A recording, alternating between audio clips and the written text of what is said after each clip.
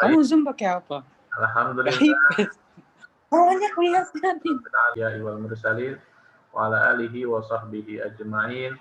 Nawaina ta'alluma wa ta'lim wa tadzakkura wa tazkir wa ibadata wal istifadah wal hasala tamassuki bi kitabillahi wa sunnati rasulih wa du'a ilal huda wa dalalata 'alal khair ibtigha'a wajhihi wa mardatihi wa thawabihi wa qurbihi subhanahu wa ta'ala. Subhanaka la ilma lana illa ma 'allamtana innaka antal alimul hakim. La haula wa la quwwata illa billahil aliyyil azim. Rabbi syrah li sadri wa yassir li amri wa hlul 'uqdatam min lisani yafqahu qawli. Ayuhat talabah wa talibat madrasatul aliyah ad-dini al-khasah fi hadhihi lailah al-munasabah sawfa nata'allam wa sanadrus wa sanaqra al-kitab, yakni kitabul fiqh min al-fiqh asy-syafi'i wa huwa al-kitab kifayatul akhyar. Wa qabla dzalika hayya naqra suratul Fatihah awalan, ya, nuhdiha ila muallif hadzal kitab wa huwa al-Imam Taqiyuddin Abu Bakar bin Muhammad Al-Hasani ila jami'il masyayikhina asallahu ayaghfira dzunubahum wa yataqabbal hasanatihim wa yaj'al ulumahum uluman nafi'an lana fid dini wad dunya wal akhirah. Al-Fatihah. A'udzu billahi minasy syaithanir rajim. Bismillahirrahmanirrahim. Alhamdulillahirabbil alamin arrahmanir rahim maliki yaumiddin. Iyyaka na'budu wa iyyaka nasta'in ihdinas siratal mustaqim siratal ladzina an'amta 'alaihim ghairil maghdubi 'alaihim waladdallin. Amin. Baik, al-an tafaddalu iftahu kutubakum, yakni kifayatul ahyar as-safhah, yakni fi PDF, yakni safhah samaniyah wa ishrin. Ya, kalau di PDF Ustadz ini, ya itu ada di halaman 28. Kalau di kitab kalian, Ustadz minta dari Rizky Maulana, selaku Raisul Fasl, ayu safhah ya akhi Rizky. Faslun fi aniyatiz zahabi wal fiddah. Wala yajuzu isti'malu awaniz zahabi. Nah, kira-kira ada di halaman berapa, Rizky? Maulana. Ya, mungkin ada yang lain yang tahu dari teman-teman semuanya. Ada yang tahu di halaman berapa di kitab kalian? Bacaannya wala yajuzu isti'malu awaniz zahab. Pembahasannya setelah halaman ya, berapa? Halaman 14. Halaman berapa? 14. Halaman 14. Oke, silakan semuanya dibuka halaman 14. Ya, 14 ada di bagian mana? Bagian tengah atau di atas? Di tengah-tengah agak akhir gitu. Oke. Iya gitu. Oke, syukran ya Balqis. Jazakillah khairan katsiran. Tayyib. Khalas fatahtum jami'an al-kitab. Oke, tayyib. Al-an urid nasma' minkum wahid yani yaqra al-harakat fil bidayah. Nad'u ila ukhtina al-karimah Dinda Suharyanti. Tafadhali ya ukhti. Bismillah.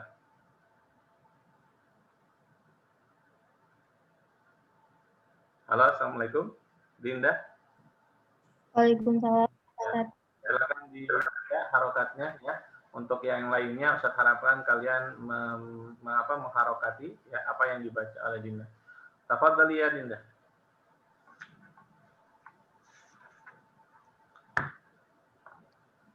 Bismillahirrahmanirrahim. Wala yajuzu isti'malu awaniyaz zahabi wal fiddati wa yajuzu isti'malu ghairuhuma. La, laisa ghairuhuma.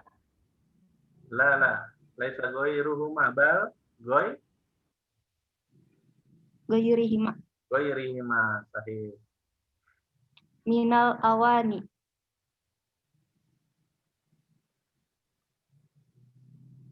lima fil hadithi as-sahihi min riwayatin La fatin laisa tanwin, laisa min riwayatin bal min riwayati. Nah, min riwayati hadithi hadza laisa fihi bal Hudzaifah. Hadza min as-sahabah min sahabat Rasulullah sallallahu alaihi wasallam. Ismuhu Hudzaifah. Ya, baik. Hudzaifah radhiyallahu ta'ala qala sami'tu Rasulullah sallallahu alaihi wasallam yaqul La sami'tu rasulu wala rasula. Rasulullah Nah, Rasulullah karena Rasulullah yakni maf'ulun bihi. Sahih? la talbasul hariri La, wal al-harir. Al-harir huna maf'ul ya ukti. la talbasul hariro Harira. walat dibaja wala tashrobu fi aniyati dhahabi wal fiddati fa innaha lahum fid dunya walakum fil akhirati rawahul Bukhari wa Muslim. Oke. Halas. Syukran ya Dinda. Baik. Apa? Al-an istamir anta ya Rafi Rizki Pratama. Tafadhal. Rafi ikra ma qad qara'at sahibatuka hadza. Tafadhal.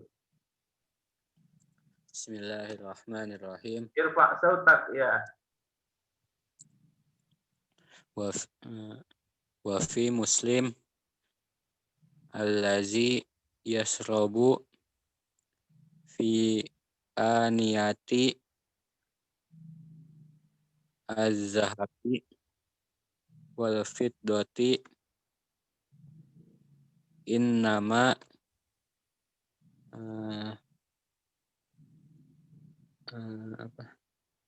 Fa'lala yufa'lilu. Jarjara yujar. innama yujarjiru fi batnihi na naro jahannama wa fi riwayatin man syaraba Man syaraba wala syariba. man syariba Syariba. Oke. man syariba fi ina'in min zahabin au fiddatin fa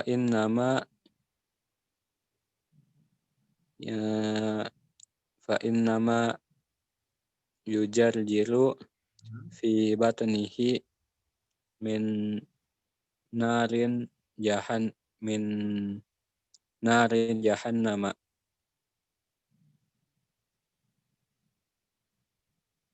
Oke. Wa fi riwayatin innal lazi yaqulu wa yashrabu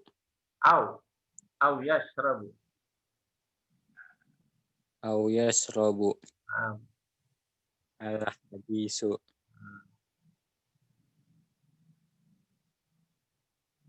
Lanjut Ustaz. Lanjut. Iya. Dikit lagi.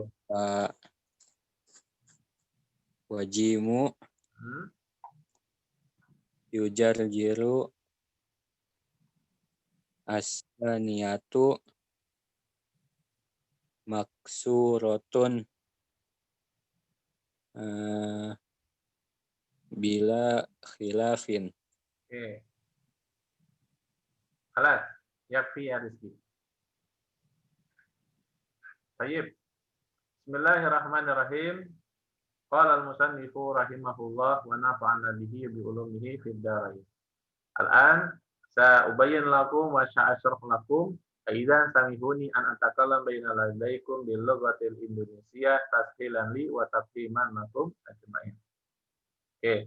Nah, sekarang semuanya Ustaz akan jelaskan apa yang tadi sudah dibacakan oleh teman-teman kita semua ya. Dari awal sampai akhir. Oleh karenanya sekarang Ustaz akan artikan, silakan semuanya untuk melihat kitabnya dan mengartikan apa yang akan Ustaz baca. Wala yajuzu dan tidak boleh. Wala yajuzu dan tidak boleh, yaitu hukumannya adalah haram. Ya, hukumnya haram, la yajuz, tidak boleh. Apa istimalu awaniyaz zahab, yaitu menggunakan, ya, memakai awaniyaz zahab, yaitu berbagai macam wadah yang terbuat dari emas. Awani itu artinya wadah, bejana, ember, panci, ya, kulkas, itu semua istilahnya adalah wadah-wadah tempat penyimpanan. Gelas itu cuma juga adalah ya berbentuk wadah yang terbuat dari zahab, yaitu terbuat dari emas. Wal fiddah dan juga terbuat dari perak. Jadi mau embernya atau mangkoknya terbuat dari emas maupun perak, hukumnya haram menggunakannya. Ya, hukumnya haram, nggak boleh.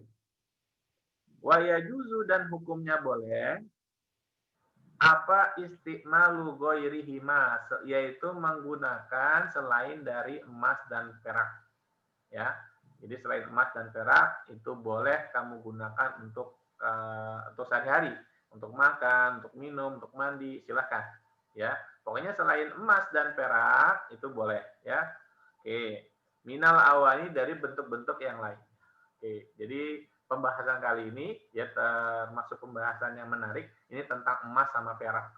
Ini emas sama perak ini adalah benda-benda yang nggak pernah bisa lepas dari kita ya.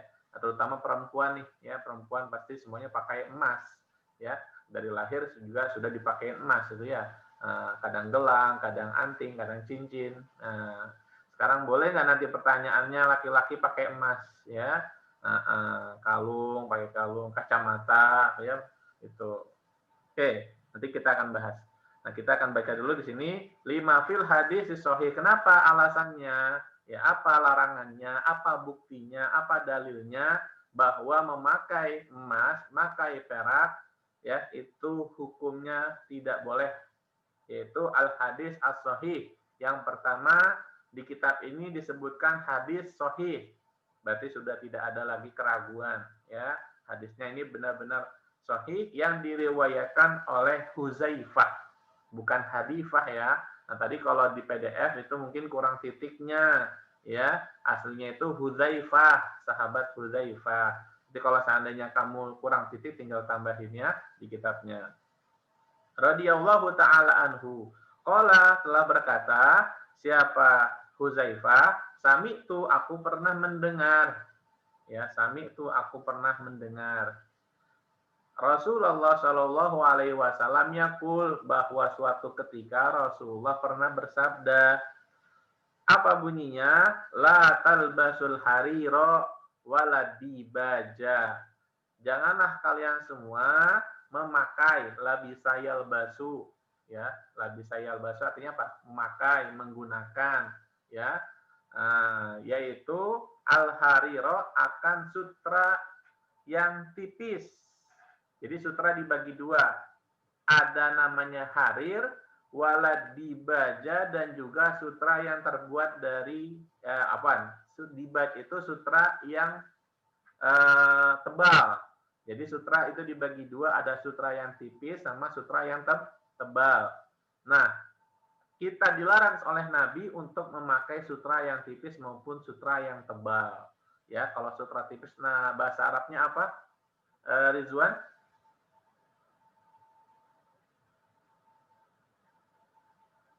Al-Harir. Harir, oke. Kalau sutra tebal bahasa Arabnya apa deh ya? Adibaj. Adibaj, ya. Adibaj itu artinya sutra yang tebal. Oke. Wala tashrabu, dan kemudian Rasulullah melanjutkan, jangan kamu minum ya fi aniyatiz zahabi wal fiddah, dari gelas yang terbuat dari emas maupun perak. Oke. Nah, karena sekarang Rasulullah akan jelaskan kenapa alasannya ya tidak boleh. Nih, fa innaha, karena adapun ya bejana ataupun wadah yang terbuat dari emas dan perak tersebut lahum fid dunya, ya, adalah milik orang kafir fid dunya, ketika mereka hidup di dunia. Nah, jadi ya Rasulullah memperingatkan ya bahwa orang-orang yang memakai emas maupun perak ya dalam bentuk bejana ataupun wadah itu adalah orang-orang kafir. Coba kita lihat lagi sejarah ya, sejarah kebudayaan Islam dulu waktu belajar SKI sama Ustaz. Ingat kan kalian ya? Nah, di situ ada raja-raja ya kan ya. Raja-raja, raja Mesir, raja Persia, ya mereka menggunakan emas ya. Di tubuhnya semuanya banyak emas, kalungnya emas ya, gelangnya emas, padahal adalah seorang raja dan laki-laki. Ya. Nah, maka di situ Rasulullah mencerminkan bahwa ya barang-barang yang dipakai oleh orang kafir tersebut itu dilarang ya dipakai oleh umat Islam ketika di dunia. Ya, kemudian Rasulullah menjelaskan lagi, walakum fil akhirah, sedangkan emas dan perak itu, wadah, bejana, gelas, ember ya dan yang lainnya yang terbuat dari emas dan perak itu akan kalian pakai nanti di akhirat. Di surga nanti kita akan pakai itu.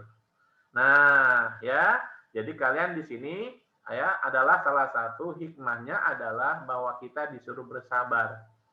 Ya, yang pertama kita disuruh bersabar bahwa kehidupan di akhirat adalah kehidupan yang kekal, kehidupan yang abadi. Yang mana apapun yang tidak diperbolehkan di dunia, maka di akhirat akan diperbolehkan. Gitu. Dulu kita nggak boleh minum khamar, nanti kita di surga nanti ya kita boleh minum khamar sepuas-puasnya. Ya, nggak boleh mabuk, nanti di surga boleh mabuk, ya. Nah, kalau seandainya seperti itu, ya, kita nggak boleh pakai emas dan perak pada saat di dunia, nanti di surga Allah ya akan diperbolehkan. Fahimtum jami'an? Fahimna. Alhamdulillah. Rawahul Bukhari wa Muslim. Nah, hadis ini diriwayatkan oleh Imam Bukhari dan Imam Muslim. Wa fi Muslimin, dan adapun pada riwayat Imam Muslim pada hadis yang lain ya yang diriwayatkan oleh Imam Muslim, bunyinya seperti ini. Alladzi yashrabu fi aniyatiz zahab, bahwa Rasulullah berkata bahwa alladzi yashrab, adapun orang yang minum fi aniyatiz zahabi, dalam suatu bejana atau wadah, contohnya gelas yang terbuat dari emas, wal fiddati, dan terbuat dari perak, innama yujarjiru fi batnihi naro jahannam, sesungguhnya orang tersebut telah ya memasak, mendidihkan ya di dalam perutnya yaitu api neraka. Nauzubillah, summa wal iyazubillah min zalik. Itu alasannya kenapa Rasulullah ya kenapa Allah Subhanahu wa taala melarang kita untuk memakai ya dan juga menggunakan segala ya bentuk wadah yang terbuat dari emas dan perak. Ternyata di sini ya bahwa orang yang memakai ataupun orang yang meminum dari wadah-wadah tersebut itu sesungguhnya dia itu mendidihkan api neraka di dalam perutnya. Nah, itu alasannya ya. Wa fi riwayatin, dan adapun pada riwayat yang lainnya ya selain Imam Bukhari dan Imam Muslim, ada juga yang menyebutkan bahwa dia pernah dengar Rasulullah bilang seperti ini. Man syariba fi ina'in.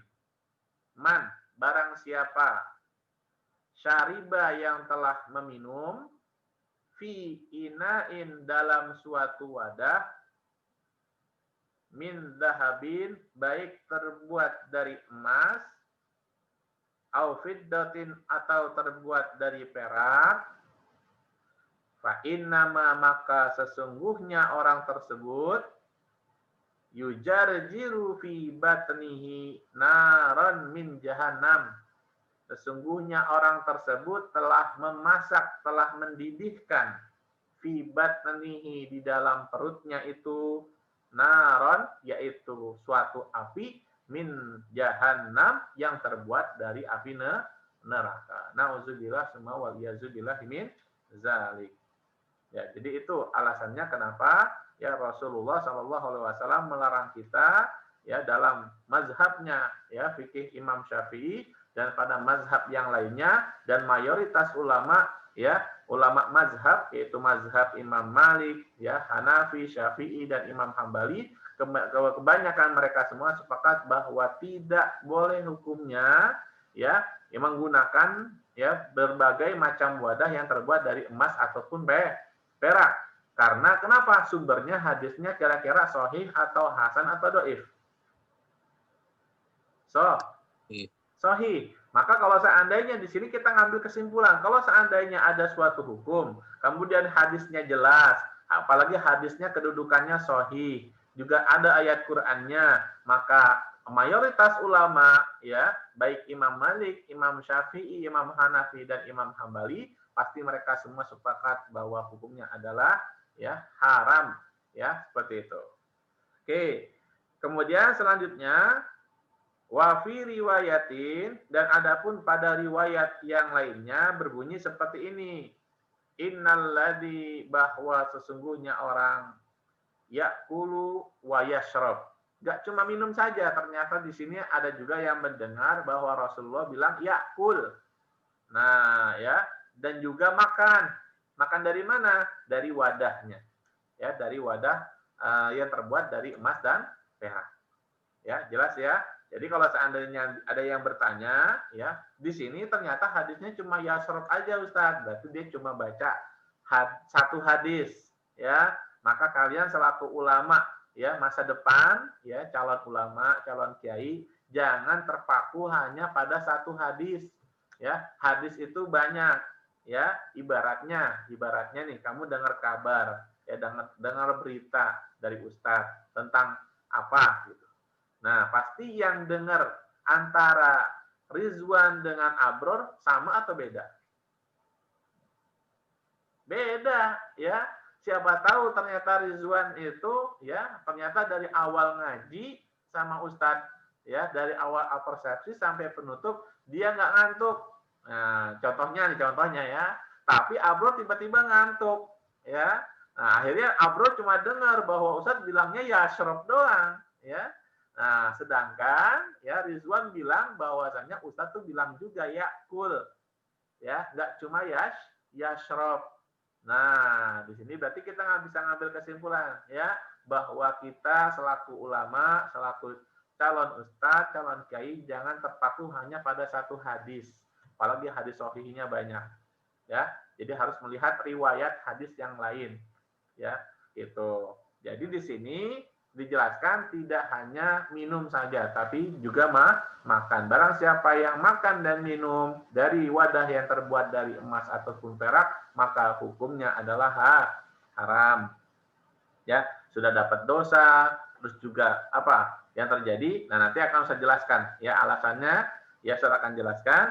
Kemudian di sini wajimun dan adapun huruf jim. Ya, huruf jim yang ada pada kalimat yujarjiru. Nah, ini pembahasan tentang fi'il jarjaro yujarjiru dari wazan fa'lala yufa'lilu. Yujarjiru asaniyah. Nah, pada huruf jim yang kedua, ya kan jarjaro yujarjiru. Jim yang keduanya itu maksurotun, ya dibaca kasroh. Jadi kalau kamu baca fathah salah. Kalau dibaca domah boleh nggak? Amalia, dibaca domah boleh nggak? Yujarjuru, boleh nggak? Enggak. Nggak boleh, ya. Karena kenapa? Bila khilaf, yang mana tidak ada perselisihan, tidak ada khilaf di antara ulama bahwa Bahwasanya jim yang kedua di fi'il yujarjiru itu harus dibaca maksur, yaitu dibaca kasro. Bila khilaf, oke, wallahu a'lam bissawab. Oke, nah sekarang Ustaz akan jelaskan kenapa alasannya ya dan juga apa hukumnya bagi laki-laki yang memakai emas. Nah, di sini sudah Ustaz siapkan. Nah, ini 3 alasan larangan pakai emas. Nah, kamu lihat di depannya. Nah, di situ ada gelas ya, ada sampai tempat bumbu juga ada di situ ya. Tempat bumbu terbuat dari emas ya. Nah, ini hukumnya gimana? Kenapa alasannya Allah melarang kita memakai benda-benda ini yang terbuat dari emas dan perak? Yang pertama alasannya adalah dapat menyakiti hati fakir miskin. Ya, coba kita bayangkan ya. Nah, suatu ketika ya ada orang fakir miskin datang kita minta-minta ya gitu. Pak makan Pak. Tiba-tiba kita pakai emas, cincin emas, gelang emas sampai anting emas sampai antingnya tuh apa tuh? Gede ya, ngelingkar gitu. Nah, coba apa yang terjadi ya? Pasti ya hati fakir miskin itu akan sakit ya, sakit melihat kondisi apa namanya? Kondisi dia ya, kondisi fakir itu sendiri kepada kita ya, seperti itu. Jadi dalam apa namanya umat Islam pun ya Rasulullah pun mengajarkan bahwa kita boleh nggak nyakitin hati umat Muslim, boleh nggak? Halo? Enggak. Boleh. Betul. Boleh.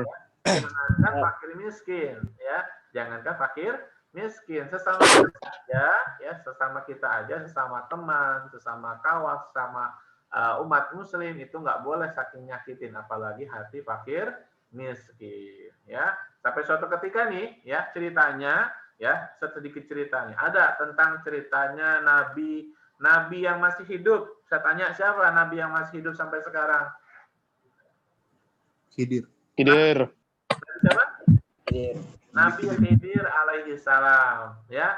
Jadi ceritanya ini Nabi Khidir ini pura-pura jadi fakir miskin. Jadi Nabi yang masih hidup sampai sekarang itu Nabi Khidir. Ya, Nabi Khidir alaihi salam ya, umurnya panjang ya karena hidupnya sampai sekarang. Jadi ceritanya Nabi Khidir ya itu pura-pura jadi fakir miskin. Ya terus minta-minta sama orang yang kaya raya ya, datang ke rumah orang yang kaya raya terus diketok pintunya. Ya, tok, assalamualaikum ya. Kemudian di situ akhirnya Nabi Khidir ya karena di situ tidak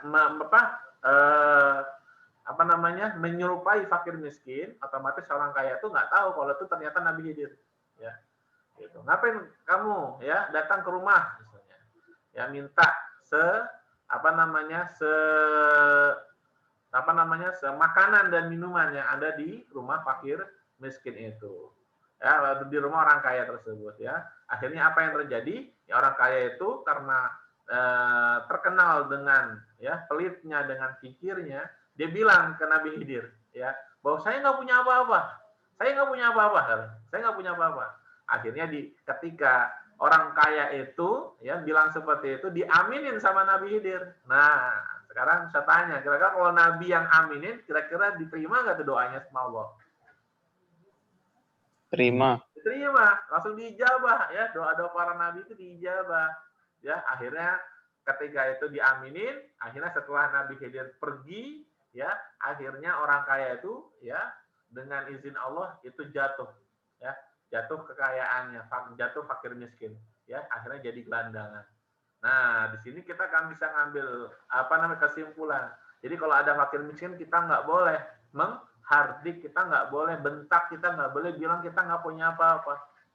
Nah, jadi saya tanya ke kalian, kira-kira apa sih solusinya kalau kita tiba-tiba datang, ya kita lagi jalan, ya tiba-tiba ada fakir miskin. Apa yang harus kita ucapkan? Ada yang tahu? Silakan. Nah, kita buka diskusi nih sekarang nih, ya. Kitabnya silakan, ya ditutup nggak apa-apa. Ya, sekarang saya diskusi sama kamu. Apa kira-kira solusinya? Kalau seandainya ada fakir miskin datang ke kamu terus minta-minta, apa yang kamu ucapkan? Dan ketika itu ternyata kamu nggak megang uang sama sekali gitu. Gimana caranya? Ya, Ustadz tunjuk nih kalau nggak ada nih ya. Oke, Ustadz tunjuk ke Azra. Ya, Azra, silakan Azra. Halo, Assalamualaikum Azra. Waalaikumsalam, Ustadz. Ya, coba Azra jelaskan. Tapi ini jawabannya Ustadz minta dari hati nurani kamu sendiri, ya. Apa jawabannya Azra? Apa tadi pertanyaannya? Ya, misalnya Azra lagi nggak megang duit, lagi nggak megang uang, ya nggak bawa makanan juga. Ya tiba-tiba ada fakir miskin, ya misalnya ibu-ibu di layar ini datang ke kamu terus minta makan, ya gimana tuh cara apa namanya menjawabnya? Minta maaf. Minta maaf. Coba praktekin. Maaf Bu, saya nggak bawa rezeki. Saya nggak bawa rezeki.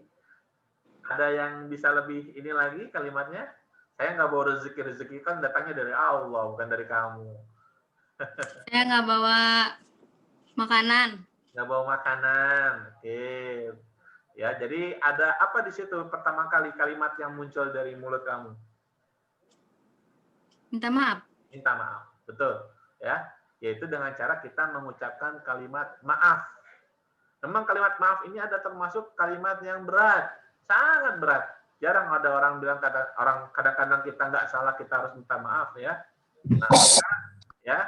Nah, salah satu caranya yaitu dengan mengucapkan kalimat maaf. Maaf Ibu, maaf Bapak gitu. Kadang ada bilang lewat dulu, nggak apa-apa ya. Jangan bilang nggak punya apa-apa ya.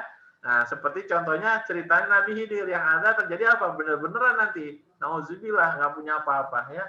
Jadi bilang ya maaf lewat dulu atau lupa bawa atau apa-apa silakan. Yang penting jujur dari hati nurani kamu ya. Oke, ini alasan yang pertama kenapa kita nggak boleh pakai emas, yaitu dapat menyakiti hati fakir miskin. Oke, jangankan fakir miskin. Kadang kalau ada orang pakai emas, kayak cincin emas, kalung emas, kira-kira kita pengen nggak? Nah, pengen jadinya ya. Seperti itu. Oke, selanjutnya. Alasannya kedua adalah, apa yang tidak boleh dipakai akan dipakai nanti di akhirat. Ya, jadi orang-orang kafir, orang-orang Yahudi, orang-orang yang non-Muslim, mereka memang diperbolehkan oleh Allah, silakan.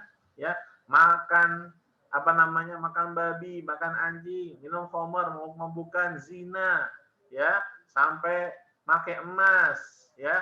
Enggak cuma di tangan, di kalung, di kaki, sampai masukin emasnya kadang ya, ditindik, seperti itu. Nah, itu mereka diperbolehkan oleh Allah, silakan ya. Nah, nanti ketika di akhirat mereka nggak bakal memakai hal-hal seperti itu lagi. Tapi yang memakainya adalah umat Islam, yang mana mereka masuk ke surganya Allah Subhanahu wa Ta'ala. Oke, nah alasan yang terakhir yang ingin saya sampaikan adalah yaitu ya, dari orang yang memakai emas itu keluar partikel-partikel kecil atau butiran yang keluar dari emas tersebut. Nah, kemudian ya, butiran-butiran tersebut akan masuk ke dalam sel-sel darah.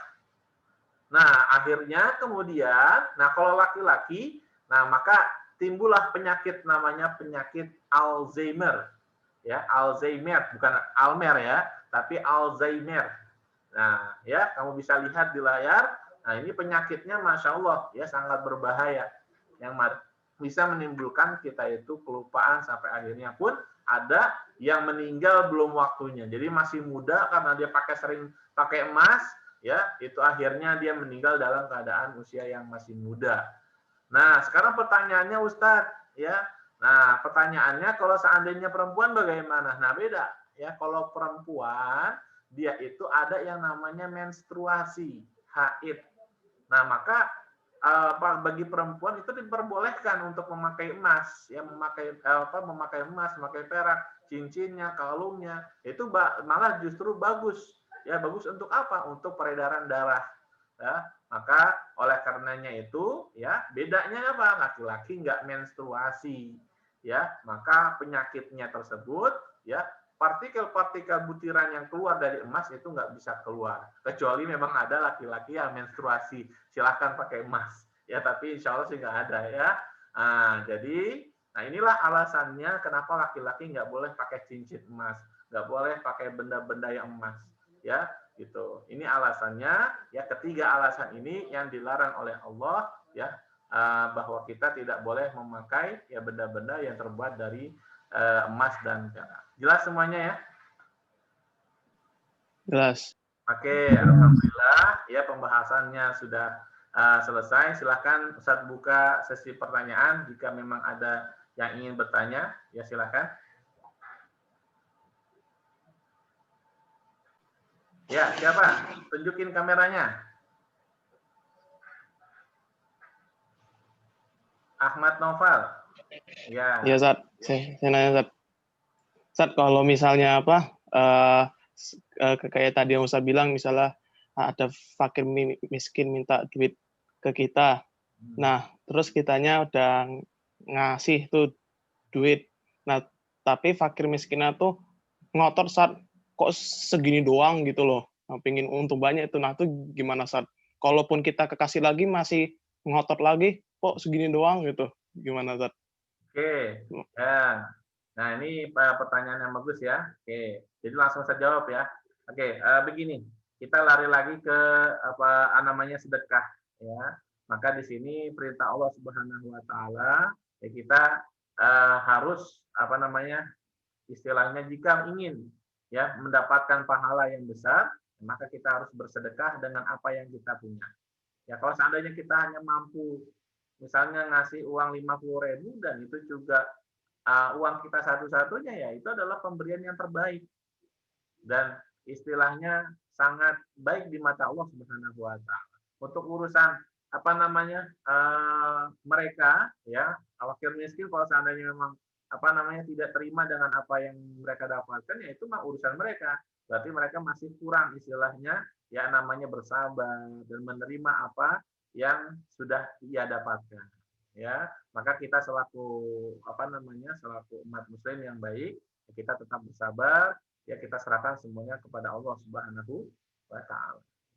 Ya, gitu jawabannya ya, Novel ya. Berarti ditambahin lagi gitu ya? Ya, tambahin lagi. Kalau kamu seandainya punya, ya silakan tambahin lagi. Ya sampai mereka itu sudah selesai ya. Nah, tapi jangan sampai kamu sedekah tapi kamu sendiri nggak makan, itu jangan ya. Nah, itu namanya israf ya, dalam bahasa Arab namanya israf, tabzir ya. Malah justru kamu sedekah, niatnya sedekah, tapi karena kamu apa namanya sedekahnya keterlaluan sampai akhirnya anak istri kamu kagak makan di rumah, itu sangat tidak dibolehkan dalam Islam ya. Jadi sedekahlah dengan secukupnya ya. Itu ya jelas ya, ya. Okay. Syukran, Zat. Ya, afwan. Oke, baik, yang lainnya mungkin ada yang ingin bertanya, silakan. Ustadz, saya mau nanya tapi bukan tentang ini. Oke, silakan. Ini siapa nih? Balkis, Ustadz. Balkis. Oke, silakan Balkis. Ustadz, biasanya kan kalau misalkan di dalam kamar itu kan kadang suka ada kamar mandi gitu, Ustadz, kayak misalkan di hotel atau gimana. Nah, terus habis itu kalau misalkan kalau mau baca Al-Quran itu harus di tempat yang baik, bersih gitu kan, Ustadz. Terus misalkan misalkan gimana ya, maksudnya kamarnya itu kan di dalamnya ada kamar mandinya. Terus itu gimana, Ustadz? Okay. Hukumnya ya. Bagaimana gitu? Ya. Hukumnya langsung saya jawab ya. Ya, hukumnya boleh, nggak apa-apa. Ya, itu karena antara ruangan nih, saya jelasin ya. Antara ruangan dengan kamar mandi beda atau sama? Tapi kayak kebuka gitu, Ustadz, kamar mandinya. Ya, kalau kebuka kamu tinggal tutup kamar mandinya, ya. Oh gitu. Ya. Kamar mandinya ketutup, ya. Kecuali ada juga di hotel, ya, di hotel itu antara kamar sama kamar mandi itu ada kacanya. Nah, itu kaca antara tempat tidur sama kaca kamar mandi, atau kaca dindingnya itu ternyata kaca. Jadi kalau kamu mandi itu kelihatan gitu sama orang lagi tidur di situ. Ada kayak gitu ada. ya. Nah, jadi kalau seperti itu ya berarti ya masuk ke kategori ya ruangan. Ya, tapi istilahnya tetap yang penting disekat. Apa disekat itu dibatasi, ada pembatasnya. Ya, batasnya itu menutupi apa namanya orang itu sekiranya nggak bisa melihat. Kalau kaca kan tetap namanya batas ya. Tapi kacanya pun juga nggak jelas, kadang rabun kacanya. Seperti itu. Jadi tetap dibolehkan membaca Quran. Oh iya, satu lagi ya. Ustadz tadi sempat baca, cuma Ustadz belum sempat sampaikan. Jadi ada cerita bahwa suatu ketika ya Hasan Basri, ya kenal ya Imam Hasan Basri, itu sama temennya ya ahli tasawuf diundang suatu ketika sama raja yang ada di wilayah tersebut ya karena sedang ada tasyakuran. Ketika sampai di kerajaannya ya Imam Hasan Basri kaget sama temannya bahwa makanan-makanan ya itu dihidangkan dalam bentuk atau ditaruh di atas wadah yang terbuat dari emas sama perak. Tuh, ya. Nah, kemudian apa yang dilakukan sama Hasan Basri? Ya, sama Hasan Basri akhirnya karena ingin memuliakan jamuan yang sudah disiapkan oleh raja dan juga menjaga hati perasaan raja, akhirnya dipindahkan makanan-makanan tersebut ke atas piring yang tidak terbuat dari emas dan perak. Kemudian beliau makan. Adapun temannya yang ahli tasawuf, ya, beliau akhirnya tidak mau mengikuti apa yang dilakukan oleh Hasan Basri. Jadi nggak makan sama sekali. Nah, ini yang bisa kita ambil kesimpulannya juga ya. Jadi saya tadi baru ingat setelah Balkis nanya, oh iya ternyata dulu ada cerita seperti itu. Jadi kita bisa ambil kalau suatu ketika nanti kamu diundang sama presiden ya ataupun kerajaan, kemudian ada makanan yang disaji di atas wadah-wadah yang terbuat dari emas ataupun perak, maka kamu tinggal pindahin aja. Ya jangan kamu tinggalin makanannya, ya yang ada nanti kamu akan lapar ya. Kamu akan lapar atau haus. Jadi dipindahkan ke tempat yang tidak terbuat dari emas dan perak. Oke, terima kasih Balkis pertanyaannya. Kasih Ustadz. Ya, sama-sama. Silakan yang lainnya mungkin ada lagi yang ingin bertanya. Ada sedikit waktu lagi.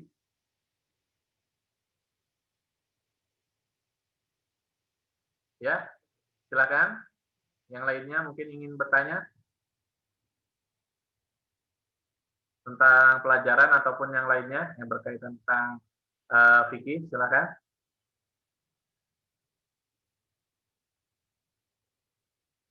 Saya lagi, Ustaz. Ya. Saya lagi, Ustaz.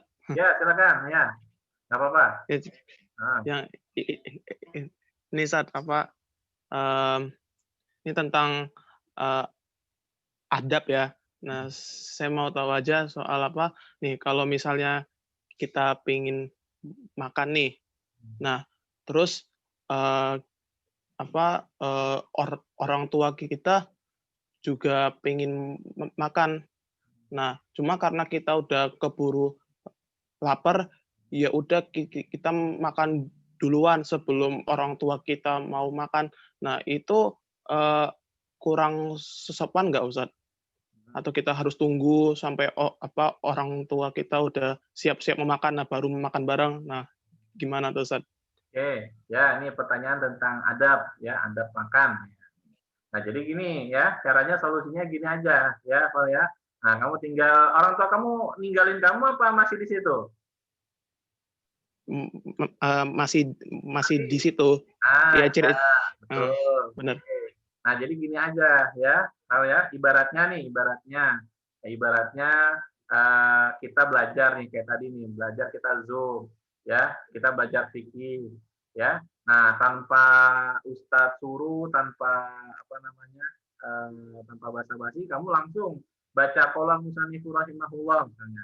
Nah, itu kira-kira gimana perasaannya tuh, situasinya? Sopan nggak tuh? Gimana, Ustadz? Ibaratnya nih, kayak tadi kita Zoom ya, pertama kali ya masuk ya, Ustadz udah tampilin kitabnya, PDF-nya di layar, ya kan?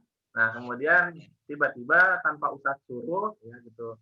Tanpa Ustadz minta, kamu tiba-tiba langsung baca qala musannifur rahimahullah gitu.